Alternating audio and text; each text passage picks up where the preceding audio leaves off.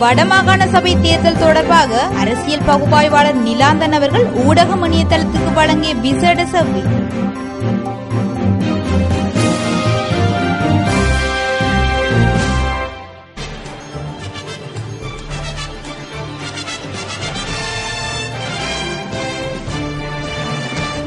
மாகாண சபை அமைப்பு எனப்படுவது இலங்கை இந்திய ஒப்பந்தத்தின் விளைவு. இலங்கை இந்திய ஒப்பந்தம் எனப்படுவது இலங்கை இந்திய அரசுகளுக்கு இடையில் செய்யப்பட்ட ஒன்று. இதில் தமிழர்கள் ஒரு தரப்பு அல்ல. தமிழர்களின் அரசியலை முன்வைத்துத்தான் அது செய்யப்பட்டது. எனவே மாகாண சபை அமைப்பு எனப்படுவது தமிழர்களுடைய தெரிவு அல்ல. இரண்டு நாட்டின் தலைவர்களும் சேர்ந்து முடிவெடுத்த ஒரு விஷயம் அது. அதில் தமிழர்கள் சம்பந்தப்படவே இல்லை. இது முதலாவது. இரண்டாவது, இலங்கை இந்திய ஒப்பந்தம் எனப்படுவது சாராம்சத்தில் இந்தியாவின் நலன்களை பாதுகாப்பதற்காக செய்யப்பட்டது. அதில் தமிழர்கள் ஒரு கருவிகளாக பயன்படுத்தப்பட்டார்கள் என்பதுதான் உண்மை. எனவே மாகாண சபையை பற்றி நாங்கள் கதைக்கின்றோம் என்று சொன்னால் தமிழர்கள் கேட்காத அல்லது தமிழர்கள் ஒரு தரப்பாக கலந்து கொள்ளாத ஒரு தீர்வை பற்றித்தான் நாங்கள் கதைக்கின்றோம். இனப்பிரச்சனைக்கு தீர்வாகத்தான் மாகாண சபை அமைப்பு தரப்பட்டது. ஆனால் அது வடக்கு கிழக்கோடு சேர்ந்து தீவு முழுவதும் உள்ள எல்லாருக்குமான ஒரு தீர்வாக மாற்றப்பட்டது. அதாவது வடக்கு கிழக்குக்கு மட்டுமான ஒரு தனி பிரச்சனையானது நாடு முழுவதுக்குமான ஒரு பிரச்சனையாக செறிவு குறைக்கப்பட்டது.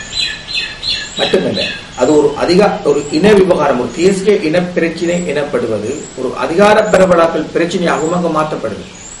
அப்படி பார்க்க இலங்கை இந்திய ஒப்பந்தத்துக்கு கீழான மாகாண சபைகள் எனப்படுகிறவை தீர்வை கேட்ட தமிழர்களுக்கு தருவது போல சொல்லப்பட்டாலும் கூட தீர்வை கேட்காத தரப்புக்கும் சேர்த்து தரப்பட்டதன் மூலம் அது ஒரு அதிகார பரவலாக்கல் விவகாரமாகத்தான் அங்கே காணப்படுகிறது. எனவே பிரச்சனையின் மையத்திலிருந்து விலகி எடுக்கப்பட்ட ஒரு முடிவு அல்லது பிரச்சனையின் மையத்தை தவிர்த்து எடுக்கப்பட்ட ஒரு முடிவாகத்தான் மாகாண சபையை நாங்கள் பார்க்க வேண்டும். இது இரண்டாவது. மூன்றாவது, தமிழர்கள் மாகாண சபையை ஏற்றுக்கொள்ளுமோ இல்லையோ, முதலாவது மாகாண அமைப்பு, முதலாவது மாகாண வடக்கு கிழக்கு இணைந்த மாகாண சபை தோல்வியுற்றதோ இல்லையோ, எல்லாவற்றுக்கும் அப்பால் இப்ப மாகாண அமைப்பு முறை என்பது ஒரு பிராக்டிஸாக வந்துட்டு தரக்கூடிய 4 நூற்றாண்டுக்கு மேலாக அது பிராக்டிஸாக இருக்கு. இந்த அடிப்படையில் தான் இப்ப அது வருது. இந்த அடிப்படையில் தான் தமிழர்கள் இந்த தேர்தலை எதிர்கொள்ள போறார்கள். அது ஒரு பிராக்டிஸாக வந்துட்டு தவிர ஆயுத போராட்டம் தோற்கடிக்கப்பட்டிருக்கும் ஒரு சூழலில் ஒரு புதிய தீர்வை குறித்து சிந்திக்கக்கூடிய சக்தி தமிழ் தேசிய கூட்டமைப்பிடம் இல்லை. அப்படி ஒரு புதிய தீர்வை குறித்து சிந்திக்கக்கூடிய ஒரு கலையதார்த்தமும் இலங்கை தீவுக்குள் இல்லை. இத்தகைய ஒரு பின்னணியில் ஏற்கனவே இருக்கின்ற ஒரு தீர்வை பற்றி எல்லோரும் கதைக்கின்றோம், சிந்திக்கின்றோம். அதன் மூன்றாவது திருத்தச் சட்டம் இந்திய இலங்கை உடன்படிக்கையின் குழந்தை. இந்திய இலங்கை உடன்படிக்கை எனப்படுவது தமிழர்களை ஒரு தரப்பாக கொள்ளாமல் இரண்டு நாட்டின் அரசாங்கங்களுக்கும் இடையில் செய்து கொள்ளப்பட்ட ஒரு உடன்படிக்கை. எனவே தமிழர்கள் ஒரு தரப்பாக இல்லாமல் செய்யப்பட்ட ஒரு உடன்படிக்கையின் பிரகாரம் கிடைத்த மாகாண அமைப்பு அல்லது 13ஆம் திருத்தச் சட்டம் எனப்படுவது தமிழர்களின் பிரச்சினைக்கு ஒரு தீர்வாக அமைய முடியாது. அதை ஏற்றுக்கொண்டிருக்கிற எல்லாருமே அதை ஒரு தீர்வின் அடிப்படை என்று சொல்கிறார்கள் அல்லது தீர்வின் தொடக்கம் என்றுதான் சொல்லுகிறார்கள்.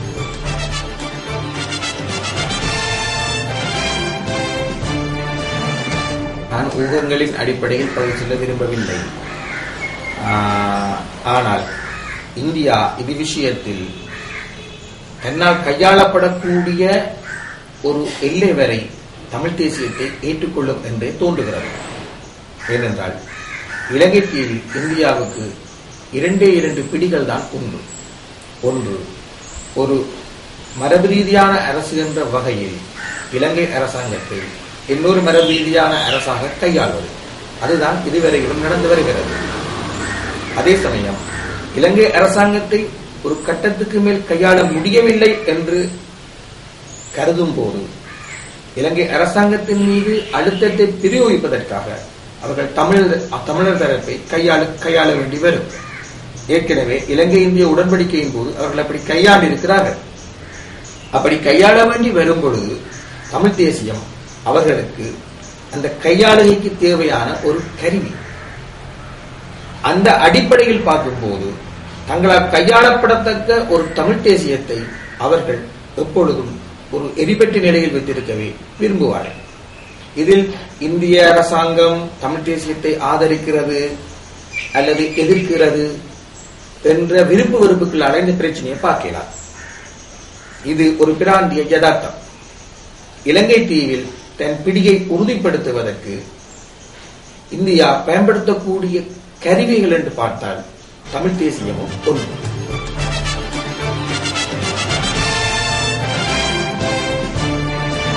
தேர்தல் என்பது ஆசிய பிராந்தியத்தில் ஏறக்குறைய ஒரு அரசியல் திருவிழா. அது ஒரு அரசியல் திருவிழாவாகவும் வருவதுண்டு, பல இடங்களில் அது ஒரு வன்முறையாகவும் வெடிப்பதுண்டு. எதுவானாலும் தேர்தல் என்று வரைக்க மேடையில் ஏறி நின்று கதைப்பார்கள், எல்லாவற்றையும் கதைக்கலாம், உண்மை பேசப்படலாம், ஆளுக்கால் மாறி மாறி விமர்சனங்களை முன்வைக்கலாம் என்று சொல்லேக்க ஒரு ஒரு இறுகி போயிருக்கிற ஒரு சமூகம் நெகிழத் தொடங்கும். அப்படி பார்க்க தேர்தல் காலம் என்பது ஒப்பீட்டளவில் அதிகம் ஜனநாயக தன்மை மிக்க ஒரு காலம் தான். இந்த அடிப்படையில் சொன்னால் வடமாகாண சபை தேர்தல் என்பது இப்போது இருப்பதை விடவும் வடமாகாணத்தில் நிலைமைகளை வெளிக்கச் செய்யும். இப்போது இருப்பதை விடவும் ஒரு சிவில் வெளியை அது அதிகரிக்க செய்யும்.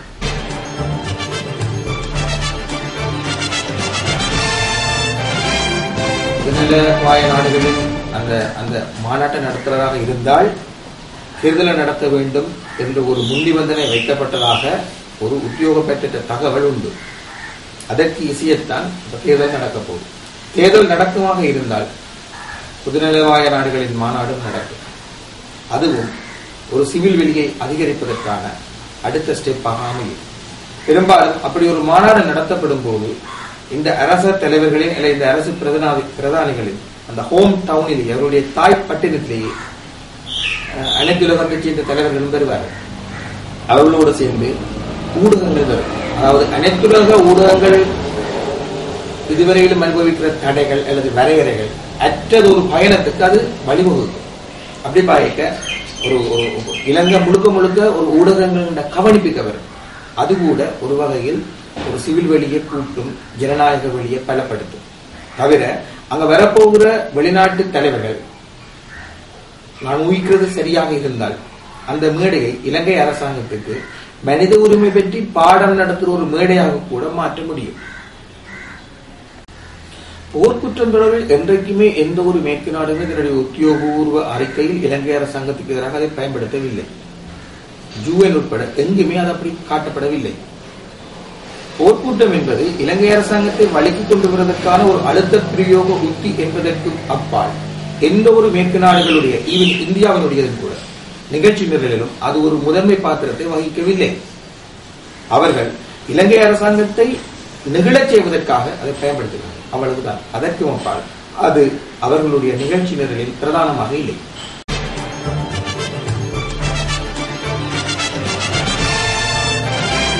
இந்தியா தமிழ் தேசியத்தின் மீது காதல் கொண்டிருக்கிறது என்றதோ அல்லது வெறுப்புட்டி இருக்கிறது என்றதோ கொஞ்சம் கற்பனை கலந்த ஒரு சித்தரிப்பு தான்.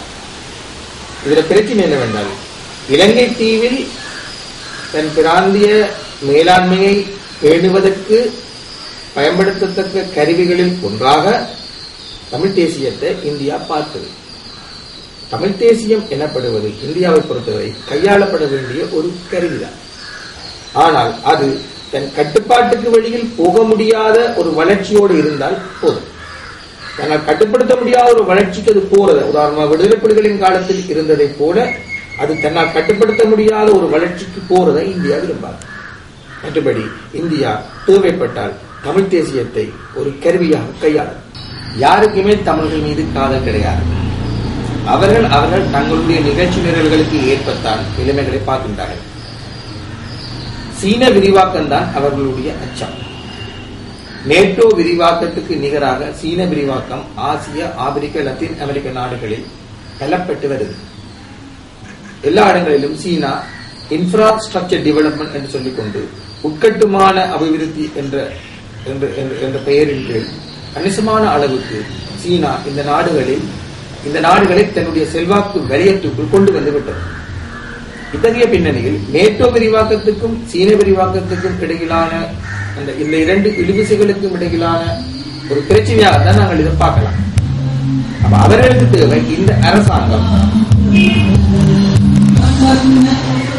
இந்த அரசாங்கமானது தனக்குரிய பிராந்திய யதார்த்தத்தை மீறக்கூடாது என்பதுதான். சிறிய இலங்கை தீவானது பெரிய பிராந்திய பேரரசாகிய இந்தியாவின் நிழலின் கீழ் தனக்கென்று சுயாதீனமான ஒரு வெளியுறவு கொள்கையை கொண்டிருக்க முடியாது என்பதே இலங்கை தீவின் யதார்த்தமாகும். இந்த யதார்த்தத்தை மீறி இலங்கை தீவானது சீனாவோடும் சரி அல்லது இந்தியாவுக்கு நெருக்கடியை கொடுக்கக்கூடிய வேறு எந்த நாடோடும் சரி உறவுகளை அதுக்கு இருக்கக்கூடிய லக்ஷ்மண் கோட்டை தாண்டி பலப்படுத்தமாக இருந்தால் அது பிரச்சனையாகத்தான் இருக்கும். இப்போ உள்ள பிரச்சனை அதுதான். அதாவது இலங்கை தீவானது தனக்கு இருக்கக்கூடிய இந்த பிராந்திய யதார்த்தத்தை மீறி ஒரு சுயாதீனமான வெளியுறவு கொள்கையை வகுக்க முற்படுகிறது. ஆனால் அது நடைமுறையில் சாத்தியமில்லை.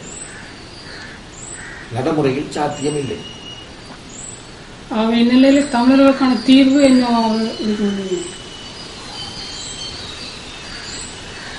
ஆயுத மோதல்கள் முடிவுக்கு வந்த பின் தீர்வை பற்றி சிந்தித்ததாக இருந்தால் அனைத்துலக நிலைமைகளில் வரக்கூடிய மாற்றங்களின் அடிப்படையில் தான் அதை பற்றி யோசிக்கலாம். இந்த அரசாங்கத்தின் யதார்த்தமற்ற வெளியுறவு கொள்கை காரணமாக அயல் நாடுகளும் சரி இல்லாட்டி அனைத்துலக சமூகமும் சரி எடுக்கக்கூடிய முடிவுகள் இதில் தமிழர்களுக்கு இருக்கக்கூடிய சாதகமான அம்சங்கள் இதை தமிழர் தரப்பு வெற்றிகரமாக கையாளுவதன் மூலம்தான் ஒரு நிறைவான தீர்வுக்கு போகலாம்.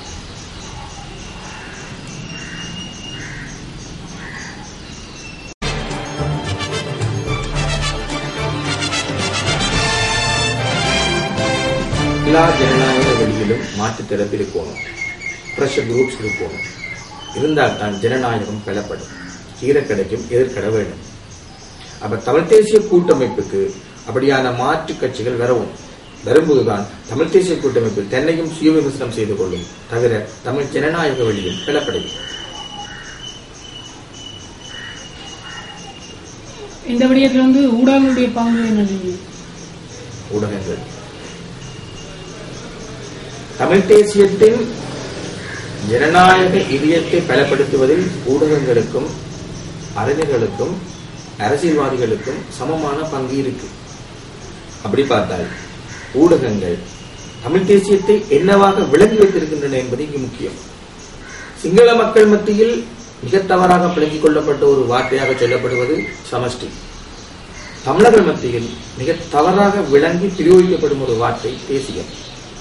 இரண்டு பெரிய கட்சிகள் அந்த வார்த்தையோடு கூடிய கட்சி பெயரை கொண்டிருக்கின்றன.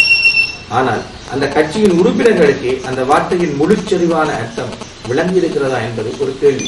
தேசியம் என்றால் என்ன? பிரச்சனையாதான் தேசியம் என்று நாங்கள் எதுவும் விளங்கி வைத்திருக்கோம். இனமான உணவு அல்லது சில இடங்கள்ல இனவெறியாக இருக்கு, சில இடங்கள்ல மொழிவெறியாக இருக்கு, சில இடங்கள்ல புராதனத்துக்கு திரும்புதலாக இருக்கு. ஆனால் தேசியம் என்பது முற்றிலுமாக ஒரு நவீன சிந்தனை. தேசியம் என்பது ஒரு மக்கள் திரளின் கூட்டு பிரஜை. எந்த ஒரு கூட்டு அடையாளத்தின் பெயரால் மக்கள் தங்களை ஒரு திரட்சியாக உணர்கிறார்களோ அது தேசியம் எனப்படுகிறது. அப்படி பார்த்தால் தேசியம் எந்த கூட்டு பிரஜையின் பெயரால் ஒரு தேசிய உணர்வு உருவாக்குதோ அது கட்டாயம் முற்போக்கா இருக்கணும் என்று இல்லை. சில நேரம் சாதியின் பெயராலும் கூட ஒரு ஐக்கியம் வரலாம், பிராந்தியத்தின் பெயரால் வரலாம், நிறத்தின் பெயரால் வரலாம், இப்படி எல்லாம் வரலாம். அப்படி பார்க்க தேசியம் அதன் வேரில் கட்டாயம் முற்போக்கா இருக்கணும் என்று இல்லை. தேசிய சிந்தனையில் ஒரு மக்களுடைய கூட்டு பிரஜை என்பது கட்டாயம் முற்போக்கா இருக்கணும் என்று இல்லை. ஆனால் அதன் உள்ளடக்கத்தை ஜனநாயகத்தால் விட்டு நிரப்ப வேண்டிய பொறுப்பு, பிரதியீடு செய்ய வேண்டிய பொறுப்பு அந்த அரசியலை முன்னெடுக்கும் கட்சிக்கோ இயக்கத்துக்கோ தான் இருக்கு. அந்த இடத்தில் தேசியத்தின் உள்ளடக்கத்தை ஜனநாயகத்தால் நிரப்பும் அந்த பெரும் பணிக்கு அரசியல் கட்சிகளுக்கு ஊடகங்கள் தான் முழுக்க முழுக்க பக்கத்துணையாக இருக்கலாம். ஊடகங்கள் பக்கத்துணையாக இருப்பது என்பது எந்த அளவுக்கு ஊடகங்கள் ஜனநாயக விழுமியங்களை மதிக்கிறோ எந்த அளவுக்கு ஜனநாயக விழுமியங்களுக்கு கூடாக தேசிய உணர்வுகள் அணுகப்படுகின்றனவோ ஆற்றுப்படுத்தப்படுகின்றனவோ அந்த அளவு தமிழ் தேசியத்தின் ஜனநாயக இதயம் பெறப்படுகிறது.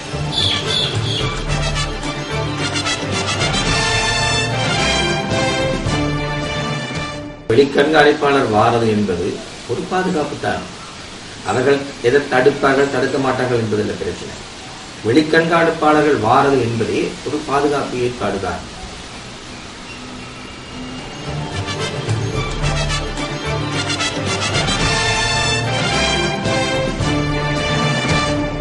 அரசியலில் இஃப் கிடையாது. அப்படி நடந்தால் என்று சிந்திப்பதை விடவும் நடந்தவற்றிலிருந்து பாடம் கேட்பதுதான் இனிமேலும் அப்படிப்பட்ட கேள்விகள் வராமல் தடுக்கலாம். இறந்த காலத்தில் இருந்து பாடம் கேட்க முடியும் போது அப்படி நடந்திருந்தால் என்ற கேள்விக்கு இடம் இருக்காது. நாங்கள் இறந்த காலத்திலிருந்து போதிய பாடம் கேட்காத போதுதான் அப்படி நடந்திருந்தால் இப்படி நடந்திருந்தால் என்ற ஒரு அங்கலாய்ப்பு அரசியலுக்கு போக வேண்டியது. நாங்கள் இறந்த காலத்திலிருந்து சரியாக பாடம் கேட்டிருப்போம் என்றால் அங்கலாய்க்கிறதுக்கு இடம் இல்லை. எங்கட பிள்ளை என்ன என்று தெரியும், எங்க தவறு நிகழ்ந்திருக்கு என்று தெரியும். இந்த அர்த்தத்தில் தான் அரசியலில் இஃப் கிடையாது.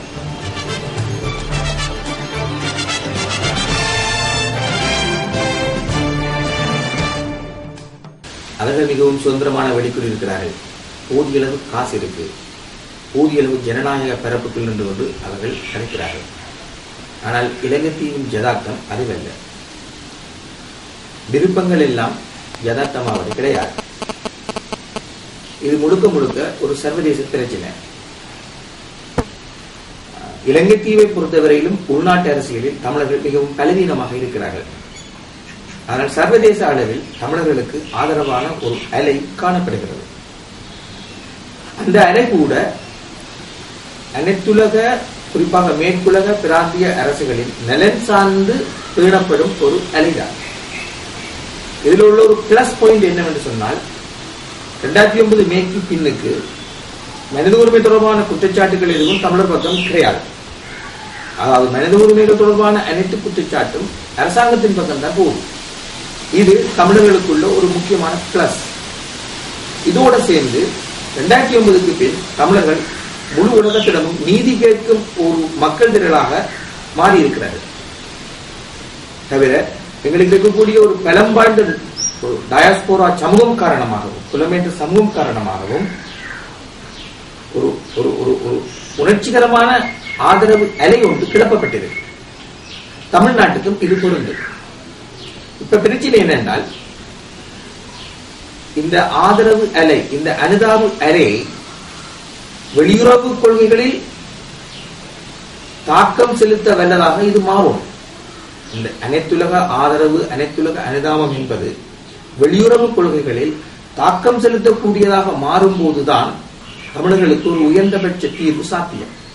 ஆனால் இந்த கணம் வரையிலும் இந்த அனுதாப அலை சக்திமிக்க நாடுகளின் வெளியுறவு கொள்கைகளில் தாக்கம் செலுத்தும் ஒரு வளர்ச்சியை பெற்றிருக்கவில்லை. இத்தகைய அர்த்தத்தில் சொன்னால் தமிழ் லொபி எனப்படுவது சரியான வீக்கா இருக்கு. இந்த அனுதாப அலை வெளியுறவு கொள்கைகளில் தாக்கம் செலுத்தும் ஒரு வளர்ச்சியை பெறும்போதுதான் நாங்கள் தமிழ் லொபி ஒரு பலமான லொபி என்று சொல்லலாம். அதல்லாத மட்டும் எல்லாமே கவர்ச்சியான கோஷங்களாகத்தான் இருக்கும்.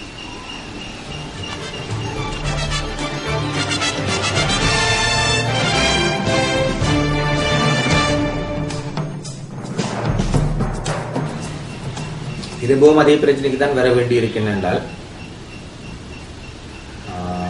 தமிழர்களை ஒரு தரப்பாக கொண்டு செய்யப்படாத உடன்படிக்கை, தமிழர்களை ஒரு தரப்பாக கொண்டு அந்த உடன்படிக்கையை செய்ய வரும்போது அது தொடர்பாக தமிழர்களும் சிங்கள மக்களும் பரஸ்பரம் கலந்து பேசி பரஸ்பரம் அச்சங்களை போக்கலாம். இது அப்படி இல்லை. ஒரு மூன்றாம் தரப்பாக்கி இந்தியாவில் தலையிட்டால் ஒரு வகையில் அதனுடைய இந்த பேட்டன்ஷிப்புக்கு கீழே தான் இந்த உடன்படிக்கை உருவாக்கப்பட்டது. மாகாண சபைகளுக்குரிய பாதுகாப்பு என்பது உண்மையில இலங்கை தீவின் அரசியலமைப்பு என்பதை விடவும் அதன் ரிமோட் கண்ட்ரோல் டெல்லியில் இருக்கின்றதா. பிரச்சனை என்னென்றால், ஒரு வெளித்தரப்பின் பாதுகாப்புக்குள் தான் அது இருக்கு. அப்படி இருக்கல காணி போலீஸ் அதிகாரம் என்று வரைக்கும் அந்த அச்சம் இன்னும் அதிகரிக்கும். உண்மையில நாங்கள் 13ஆம் திருத்தத்துக்கு வெளியில யோசிப்புமா இருந்தால், அதாவது தமிழர்களுடைய பிரச்சனைக்குரிய தீர்வு எனப்படுவது தமிழ் மக்களும் சிங்கள மக்களும் கலந்து பேசி எடுக்க வேண்டிய ஒரு முடிவு. அதில் மூன்றாம் தரப்பு ஒரு மத்தியஸ்தராகத்தான் இருக்கலாம்.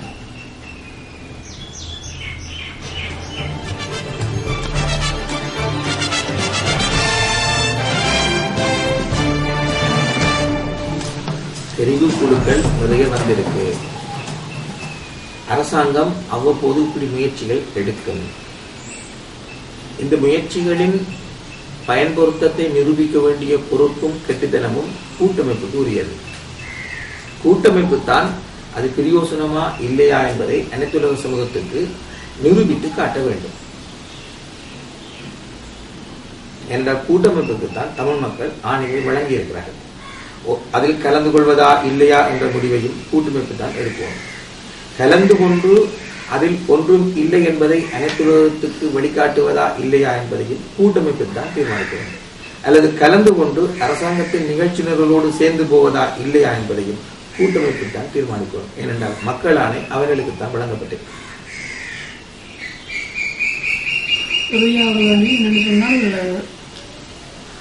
வடமாகாண சபை தேர்தல் என்பது தமிழ் மக்களுக்கு ஏதாவது ஒரு சாத்தியமான தீர்வை உருவாக்குமா?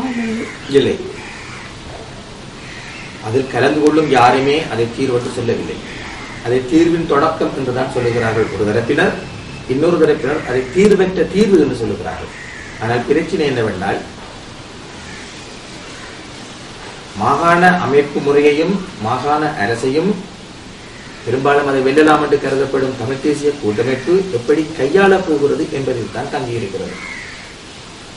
அவர்கள் அதை சரியானபடி கையாள்வதன் மூலம் மாகாண அமைப்புக்குள் ஒன்றும் இல்லை என்று நிரூபிப்பதற்கான ஒரு பரிசோதனை அரசியலாகவும் அவர்கள் அதை செய்யலாம். அல்லது தமிழ் மக்களின் அரசியலை அப்படியே கொண்டு போய் மாகாண சபைக்குள்ள பாக்ஸ் பண்ணி விடலாம். அப்ப நீங்கள் அந்த இலங்கை தேர்தல் முறை இந்த விஷயத்துல பாதிக்க ஏற்படுத்தணும் சொல்றீங்க.